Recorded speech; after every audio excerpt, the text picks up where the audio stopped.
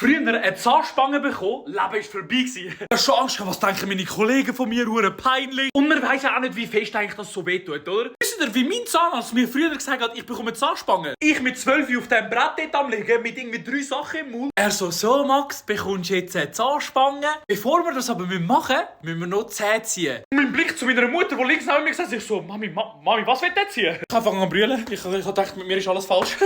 Ich habe jetzt gedacht, ich sterbe jetzt, das ist so eine riesen OP oder so. Entschuldigung an meinen Zahnarzt, ich habe einfach wirklich den ganzen Stuhl voll brüllt. Ich bin ja ehrlich, ich weiss nicht, ob ich der Einzige bin mit dem Zahnabdruck da, wo man ja so einen kompletten Löffel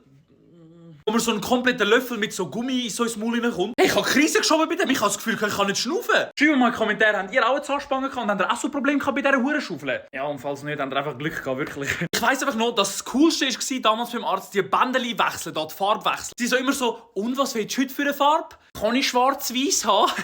Aber kaum war die Zahnspange drin, 3 Tage lang nur Suppe essen. Es hat alles gezogen, es hat alles wehgetan. Also wirklich so der erste Tag mit diesen neuen Bändern drin, dort konnte ich nur Joghurt essen. Wirklich. Am Abend, meine Mutter, plötzlich südamerikanisch am Kochen und ich sehe dort mein Lieblingsgericht. Ich so, Mami, kannst du mir bitte einen Joghurt geben? Du weißt, ich kann ja fast anfangen wieder brüllen. Aber im Endeffekt bin ich recht happy, dass ich es gemacht habe, muss ich ehrlich sagen.